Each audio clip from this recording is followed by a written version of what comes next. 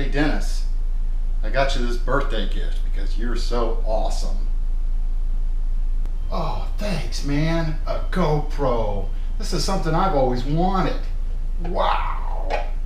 Oh, wow, this is cool. Oh, what's this? Oh, we don't need that. What the hell did he just do? Take that baby off. Wow. Okay, so you're probably saying to yourself, what the heck do I need somebody to tell me or show me how to do a helmet mount? And I would have to agree. Anybody out in the world out there probably thinking, wow, helmet mount, who needs help with that? But mainly it's just a few pointers that folks don't think about. And one is in reference to the little itty bitty stupid skit that I just did for you. And I will bring that up here in one moment. Okay, so here we have a Nolan 103 flip-up helmet, and these seem to be one of the helmets that folks have an issue with when mounting or doing a head mount type setup for their GoPro. A couple tips, a couple things that I've learned when doing this, and I will show you those. What you have a tendency to do, or like I had a tendency to do, is to mount your head mount back here, and instead of up here on the top of your head. And that's mainly because of a couple things. So let me use the other helmet. Alright, so in the other helmet, as you can see, we have these small indentations in here, and when you go to put that buckle clip in there, you get this play back and forth. Let me see if I can show you this the right way. So you get this up and down movement, and that's because of this small lip. And a lot of helmets have that. They may have a lip going across the top, make it more aerodynamic in this again. So your first impulse is to put it back here. And there's no, you can do that. It's just you're going to have to use some type of extension.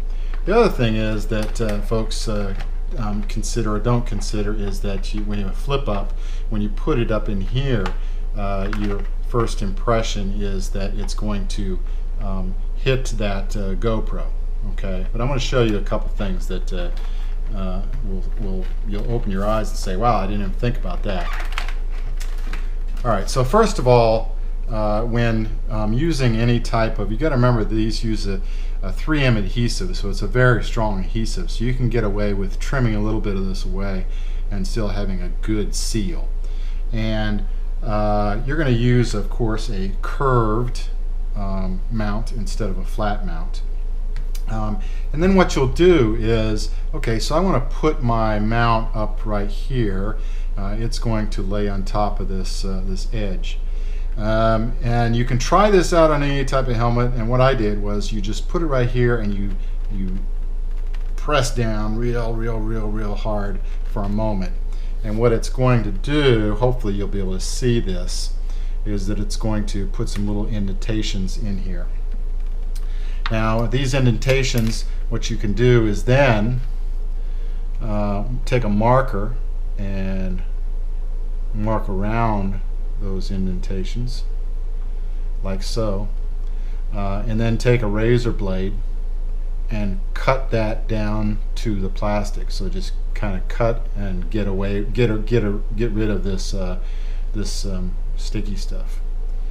And what that'll let you do then is take that mount and then lay it right into that, and that will lay right into the groove, and you will have a perfectly flat seal. So the next thing you want to consider is the lid when you open it.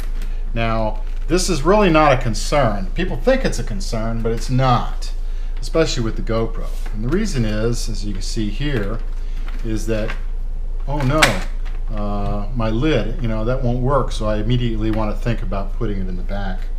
But people forget that there's the J-clip. Now this J-clip will, once you put this in, slide that right in, and it gives you the exact amount of room that you need. So your GoPro is still safe, and you're not going to hit that with your lid.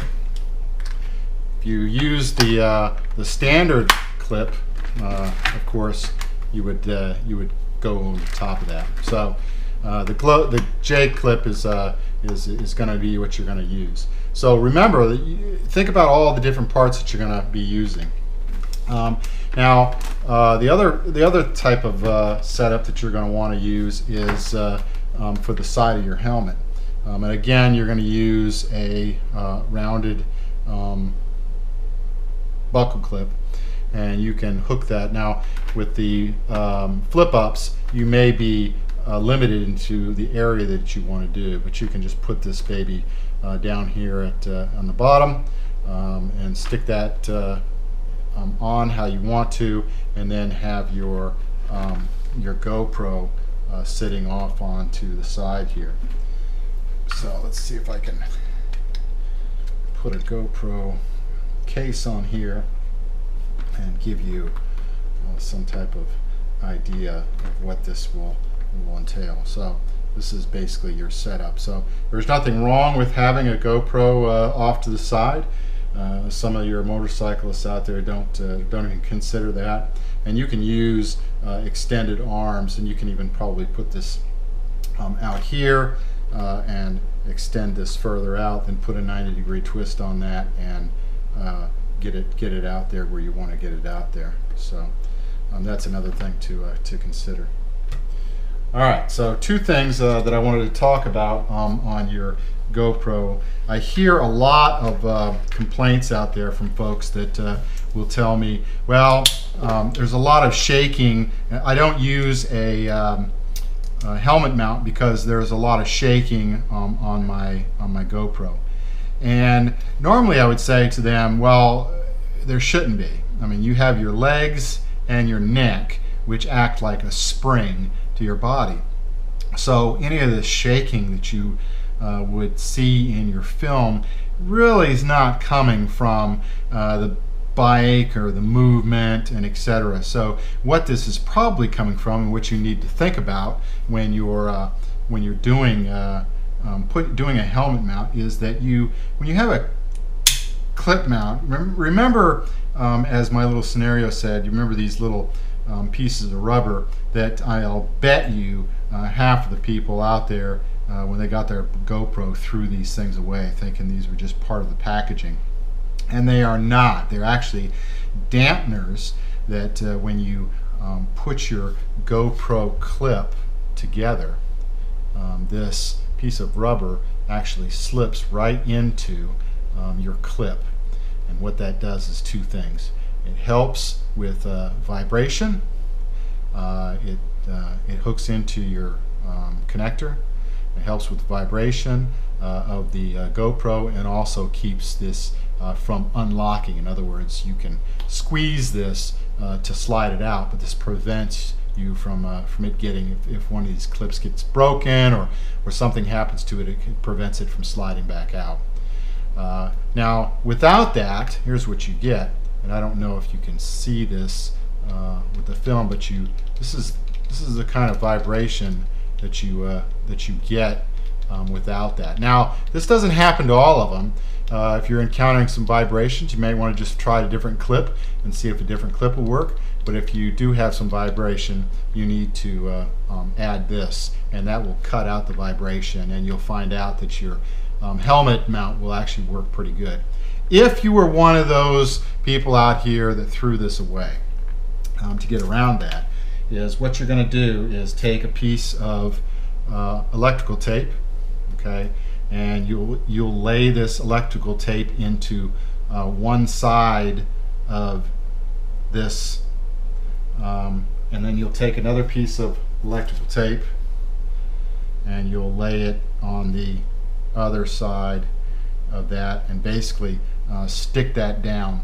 You don't want to take tape and put it on here and let it lay over the center rail of this this buckle clip. You just want to take a piece of electric tape, sever it, slice it down the middle so that you get two thin strips. When you get these two thin strips, just slide them into your bracket, and that will help prevent some of that vibration that you all are experiencing. I'm not sure if GoPro sells these by themselves. They probably do if you don't have them. I have 3 of them, and one for each camera. I had 3 cameras. One flew off the side of a mountain because I didn't use a tether. But since then I use a tether for just about everything. Of course, tethers are expensive, so I made my own. Instead of spending $7 on a tether, I spent $7 on a 150-foot spool of string and made my own tethers. And I haven't. You want me to make you a tether? All right, well, that's it for today. I just wanted to give you a couple pointers for your helmet mount.